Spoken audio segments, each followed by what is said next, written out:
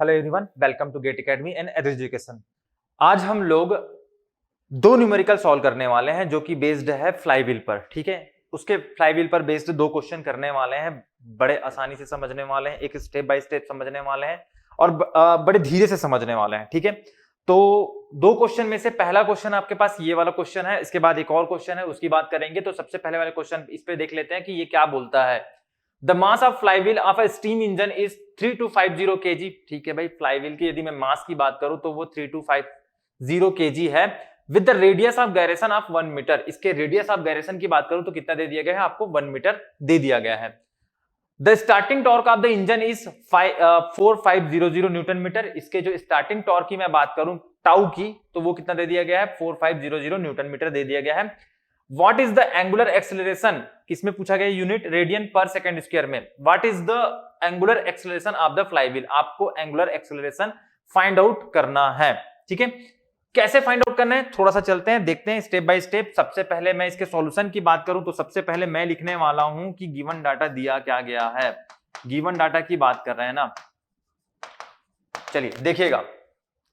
सबसे पहले दे दिया गया है आपको मास दिया गया है फ्लाईव्हील का, जिसको मैं m से शो करने वाला हूं। मतलब m इज इक्वल टू क्या है वो मुझे दे दिया गया है। m इज इक्वल टू आपको दिया गया है 3250 kg।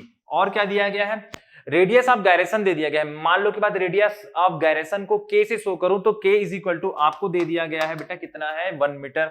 कोई दिक्कत नहीं है, चलिए और बात करते हैं ना। The starting torque of the engine is 4500। Starting torque को मैं यदि टाउ से शो करूं तो टाउ इज इक्वल टू मुझे क्या मिल जाएगा, टाउ इज इक्वल टू मुझे मिल जाएगा 4500 न्यूटन मीटर। ठीक है, फाइंड आउट क्या करना है, एंगुलर एक्सेलरेशन। मैं मान लो की बात एंगुलर एक्सेलरेशन को अल्फा से शो करूं, फाइंड आउट क्या करना है, फाइंड आउट करना है अल्फा इज इक्वल टू क्या, तो ये मुझे फाइंड आउट करना है, सिंपल सा। चलिए अब बात करते हैं ना आगे, कैलकुलेशन की बात करते हैं। तो आपको फॉर्मूला पता होना चाहिए कि भाई मैं मान लो कि बात टॉर्क की बात करूं तो टॉर्क का होता क्या है, टॉर्क का फॉर्मूला क्या होगा। तो टॉर्क का फॉर्मूला आपको याद होना चाहिए, tau is equal to I into alpha. ठीक है, आई इंटू अल्फा। जहां पर टाउ टॉर्क है, आई की मैं बात करूं तो ये मोमेंट ऑफ इनर्शिया है, अल्फा की बात करूं तो ये एंगुलर एक्सेलरेशन है। ठीक है, ये आपको याद होना चाहिए। ठीक है, ये आपको याद होना चाहिए, tau is equal to I into alpha, tau is equal to I into alpha, ये याद होना चाहिए। अब एक और चीज आपको याद होना चाहिए कि भाई मैं बात करूं इसमें से भी आई की, मतलब मोमेंट ऑफ इनर्शिया की बात करूं तो ये इज इक्वल टू होता है एम के स्क्वायर। ये भी आपको याद होना चाहिए, जहां पर आई है मोमेंट ऑफ इनर्शिया, एम है आपके पास मास, के है रेडियस ऑफ गायरेशन। ठीक है, ये भी आपको याद होना चाहिए, ये दोनों फॉर्मूले याद होने चाहिए, फिर आपका क्वेश्चन आराम से बन जाएगा। तो यहां से मुझे मिल जाएगा कि भाई मैं बात करूं टाउ की, तो टाउ इज इक्वल टू क्या मिल जाएगा, M K square into alpha. ठीक है, आपको पूछा क्या गया है, अल्फा मतलब एंगुलर एक्सेलरेशन, तो अल्फा इज इक्वल टू क्या मिल जाएगा, tau upon M K square. ठीक है, टाउ कितना दिया गया है देख लेते हैं। टाउ आपको दे दिया गया है 4500। एम की बात करूं तो कितना दिया गया है, ये आपको गिवन है 3250 और के की बात करूं तो 1 का स्क्वायर तो 1 ही आएगा। ठीक है, इसको मैं कैलकुलेट कर लेता हूं और आंसर कितना आता है देख लेते हैं। ठीक है,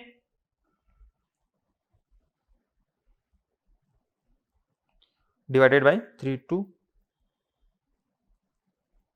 ये आपको मिल रहा है alpha is equal to 1.384 radian per second square. ठीक है, ये इसका आंसर होगा। देख लेते हैं कौन सा ऑप्शन आपका मैच कर रहा है, 1.38, तो ये ऑप्शन डी इज करेक्ट। ठीक है, ऑप्शन डी इसका करेक्ट आंसर है। तो भाई ये इस टाइप के क्वेश्चन को कैसे सॉल्व करना है आपको पता होना चाहिए। मेन इस पे क्या है, ये दो फॉर्मूले, एक तो tau is equal to I into alpha और I is equal to M K square. ऐसी टाइप के क्वेश्चन आएंगे ना, छुटकू छुटकू जो कि फॉर्मूला बेस्ड ही रहेगा। न्यूमेरिकल की बात करूं तो ऐसे टाइप के आएंगे एजे एग्जाम पे। ठीक है, आगे बात करते हैं ना। एक और क्वेश्चन लिया मैंने, ये वाला क्वेश्चन है, देखते हैं ये वाला क्वेश्चन कैसे बनने वाला है। हाँ, the angular acceleration and the moment of inertia of the flywheel is 0.6 radian per second square and 2500 kg metre square. ठीक है भाई, एक फ्लाईव्हील की बात चल रही है जिसके एंगुलर एक्सेलरेशन की बात करूं, मतलब एंगुलर एक्सेलरेशन मतलब अल्फा की बात चल रही है। अल्फा इज इक्वल टू कितना दे दिया है 0.6 रेडियन पर सेकंड स्क्वायर, और moment of inertia of the flywheel मतलब मोमेंट ऑफ इनर्शिया को मैं यदि आई से शो करता हूं तो I is equal to 2500 KG metre square. ठीक है, आगे बातें हैं। What is the difference in kinetic energy, किसमें पूछा गया है, किलो न्यूटन मीटर पे, of the flywheel after 5 seconds and 10 seconds from start. ठीक है, फ्रॉम स्टार्ट मतलब पहले तो वो जीरो पे रहा होगा, उसके मैं एंगुलर वेलोसिटी की बात करूं। अब एंगुलर वेलोसिटी के बाद जैसे जैसे समय बढ़ते जाएगा उसका एंगुलर वेलोसिटी बढ़ते जाएगा, तो 5 सेकेंड तक कुछ उसका एंगुलर वेलोसिटी हो जाएगा, और उस एंगुलर वेलोसिटी के कारण उसमें कुछ काइनेटिक एनर्जी होगी 5 सेकेंड तक। उसके बाद मैं बात करूं 10 सेकेंड, तो 10 सेकेंड में उसका एंगुलर वेलोसिटी और बढ़ जाएगा, और मैं वहां पर बात करूं तो उसका कुछ काइनेटिक एनर्जी होगा। तो भाई ये जो काइनेटिक एनर्जी चेंज हुआ है ना, इसी को अपने को फाइंड आउट करना है, दोनों के बीच के डिफरेंस को फाइंड आउट करना है, सिंपल सा यही होने वाला है। ठीक है, तो कैसे इसको सॉल्व करते हैं, स्टेप बाय स्टेप समझते हैं। ठीक है, स्टेप बाय स्टेप समझते हैं। चलिए, तो सबसे पहले मैं बात किसकी करने वाला हूं, इसके सॉल्यूशन की। तो सबसे पहले मैं लिखूंगा गिवन डाटा। गिवन डाटा दिया क्या गया है, तो सबसे पहले दिया गया है आपको एंगुलर एक्सेलरेशन मतलब अल्फा की बात चल रही, तो अल्फा इज इक्वल टू कितना है बेटा, नीचे आ जा, 0.6 रेडियन पर सेकेंड स्क्वायर। और मोमेंट ऑफ इनर्शिया की बात करूं मतलब आई की बात चल रही है, तो आई इज इक्वल टू कितना दिया है, नीचे आ जा, आई दिया है आपको 2500 केजी मीटर स्क्वायर। और क्या गिवन है भाई, आपको गिवन है हाँ T1 is equal to 5 second, T1 is equal to 5 second, इस पर बात करनी है मुझे, और T2 is equal to 10 seconds, इस पर मुझे बात करनी है। ठीक है, T1 is equal to 5 seconds पर मान लो कि बात इसका जो एंगुलर वेलोसिटी है वो ओमेगा 1 है, और T2 is equal to 10 second पे मैं बात करता हूं इसका जो एंगुलर वेलोसिटी है मान लो कि बात ओमेगा 2 है, तब की बात चल रही है ना। और इस केस पर इसके मैं काइनेटिक एनर्जी को मैं मान लेता हूं E1 है, और इस केस पर इसका जो काइनेटिक एनर्जी है तो वो E2 है, ये मैंने मान लिया। एक और चीज मैंने माना है कि भाई स्टार्टिंग पे जो इसका जो एंगुलर वेलोसिटी है ना वो इज इक्वल टू है 0, ये मैं मान लेता हूं। ठीक है भाई, ये तो गिवन डाटा हो गया। अब आपको फाइंड आउट क्या करना है, आपको फाइंड आउट क्या करना है उसकी बात कर लेते हैं। आपको फाइंड आउट करना है सिंपल सा, फाइंड आउट करना है E1 या फिर E2 माइनस E1। ठीक है, ये आपको फाइंड आउट करना है सिंपल सा। चलिए, तो भाई आपको फाइंड आउट करना है तो भाई E1 और E2 ही पहले फाइंड आउट करना पड़ेगा, तभी तो जाके इसका डिफरेंस निकाल पाओगे। तो आपको एक चीज पता है कि मैं काइनेटिक एनर्जी की बात करूं, E की बात करूं, सिंपल सा E की बात करूं तो E इज इक्वल टू होता है 1/2 I ओमेगा स्क्वायर। ये फॉर्मूला आपको याद होना चाहिए, पहली बात ये फॉर्मूला आपको याद होना चाहिए, सही बात है। चलिए सबसे पहले देख लेते हैं, देखिएगा ना, जब T1 is equal to 5 second है तब भाई ओमेगा 1, तो मुझे क्या ओमेगा 1 पता है, नहीं पता है, पहले तो यही फाइंड आउट करना पड़ेगा, सही बात है ना, पहले तो यही फाइंड आउट करना पड़ेगा। साथ ही साथ आपको जब T2 is equal to 10 second है तब ओमेगा 2, क्या ओमेगा 2 मुझे पता है, नहीं है, तो मुझे तो सबसे पहले ओमेगा 2 भी फाइंड आउट करना पड़ेगा। तो ये दोनों पहले फाइंड आउट करते हैं, उसके बाद मैं यहां पर जाऊंगा E2 माइनस E1 पर। ठीक है, चलिए बात करते हैं ना, आगे बात करते हैं। तो मुझे एक चीज पता होता है कि मैं मान लो की बात करूं, मैं बात करूं omega is equal to omega not plus alpha T, ये मुझे पता होता है, ये वाला इक्वेशन मुझे पता होता है। जहां पर ओमेगा की बात करूं ये एंगुलर वेलोसिटी है किसी टी टाइम पर, ओमेगा नॉट की बात करूं तो ओमेगा नॉट है आपके पास जब इनिशियल स्टेज पर इसका एंगुलर वेलोसिटी कितना है उसकी बात कर रहा है, प्लस अल्फा की बात करूं तो ये एंगुलर एक्सेलरेशन है, टी की बात करूं तो टाइम है सेकंड्स पे। ठीक है, ये आपको पता होता है। चलिए भाई आगे बात करते हैं ना। तो सबसे पहले मुझे फाइंड आउट करना है ओमेगा 1, तो ओमेगा 1 की स्थिति पर क्या है बेटा, ओमेगा नॉट तो 0 रहेगा, प्लस अल्फा की बात करूं वो कितना दिया है 0.6। ठीक है 0.6 इंटू टी की बात करूं मतलब यहां पर T1 टाइम हो जाएगा ना, ये प्रथम स्थिति की बात चल रही है, प्रथम स्थिति मैं लिख लेता हूं, प्रथम स्थिति इस पर बात चल रही है। तो प्रथम स्थिति पर t इज इक्वल टू कितना है T1 कितना दे दिया गया 5 सेकेंड्स, ठीक है भाई, इंटू 5।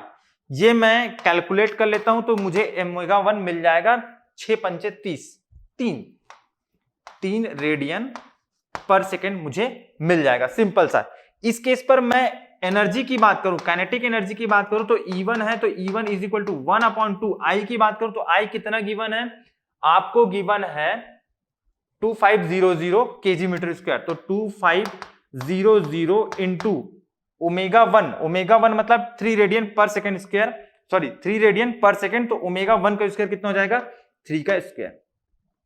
यहां तक क्लियर है? एकदम क्लियर है। मतलब मुझे पहले वाली स्थिति पर काइनेटिक एनर्जी मिल गया फ्लाईव्हील का।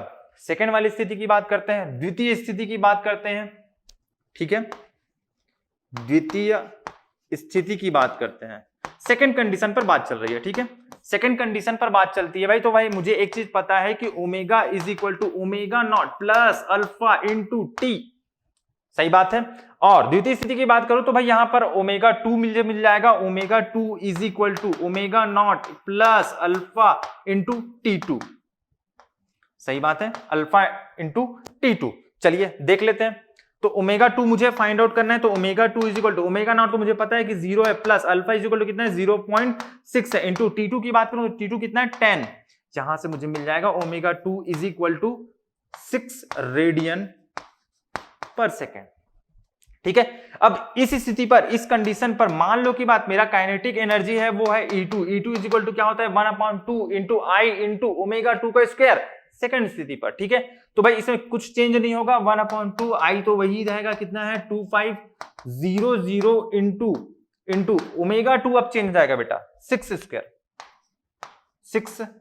ठीक है। अब इन दोनों का डिफरेंस निकालना है, मतलब मुझे E2 माइनस E1 निकालना है। तो E2 माइनस E1 निकालने के लिए क्या करना पड़ेगा भाई, सिंपल सी बात है 1/2, इसमें आई तो कॉमन ही होगा 2500, तो मैं उसको निकाल लेता हूं कॉमन, 2500 इंटू ओमेगा 2 कितना है बेटा, ओमेगा 2 का स्क्वायर 6 स्क्वायर माइनस 3 का स्क्वायर। क्या ये बात एकदम क्लियर है? क्लियर होना भी चाहिए। चलिए आगे बढ़ते हैं ना, ठीक है। अब इसको मैं सिंपल सा कैलकुलेट कर लेता हूं।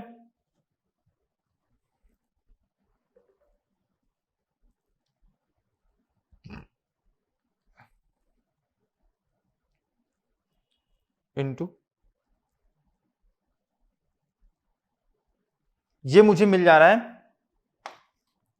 33750। अब देखना बेटा यहां से 33750 कौन सा ऑप्शन सही है, कौन सा ऑप्शन सही है, कहां चले गए अपन, अनंत काल पे चले गए क्या? हाँ 33750 मतलब ऑप्शन डी इज करेक्ट, सही बात है। रुक जाइए, पूछा क्या गया है वो देख लीजिए ना। ये पूछा गया है in kinetic energy kilo newton metre पे, किलो न्यूटन मीटर पे। अभी आप किस पे निकाले हो, ये जो आंसर निकाले हो वो किस पे निकाले हो, थोड़ा सा ध्यान दीजिएगा ना। ये आंसर जो आप निकाले हो ना बेटा, ये असल में न्यूटन मीटर पे है, और आपको पूछा किस में गया है, किलो न्यूटन मीटर पे। सिंपल सा, मैं इसको किलो न्यूटन मीटर पे चेंज करने के लिए मुझे क्या करना पड़ेगा, मुझे काम करना पड़ेगा 33.750, मतलब 1000 से मुझे इसको डिवाइड करना पड़ेगा, तब जाके इसका यूनिट मुझे मिलेगा किलो न्यूटन मीटर पे। अब जाके चेक कीजिएगा ऑप्शन, ऑप्शन आपको क्या मिलने वाला है, ऑप्शन ए इज करेक्ट। अब सही है बेटा, अब एकदम करेक्ट है। तो भाई एकदम ध्यान से कि किस यूनिट पे पूछा गया है वो इंसान, ठीक है, एग्जामिनर किस यूनिट पे पूछा गया है थोड़ा ध्यान दीजिएगा, टिक ऐसी मत लगाइएगा, क्लियर है। यूनिट पे भी ध्यान दीजिएगा, पूछता है, अक्सर गलतियां होती है, आपको पता है फिर भी गलती होगी, क्लियर है। तो कैसे सॉल्व करते हैं ये आपको समझ आ गया होगा, कौन कौन से फॉर्मूला आपको याद रखना है वो भी आपको समझ आ गया होगा। काइनेटिक एनर्जी की बात करूं तो भाई 1/2 आई ओमेगा स्क्वायर होता है फ्लाईव्हील की, और ये वाला इक्वेशन तो आपको याद ही होगा क्योंकि 9-10 से भी आप पढ़ रहे हो, omega is equal to omega not plus alpha T, ठीक है बेटा। तो यहां से डिफरेंट कैसे निकलता है आपको समझ आ गया होगा, ठीक है, एकदम क्लियर है। तो आज की क्लास यहीं तक रखते हैं, थैंक यू।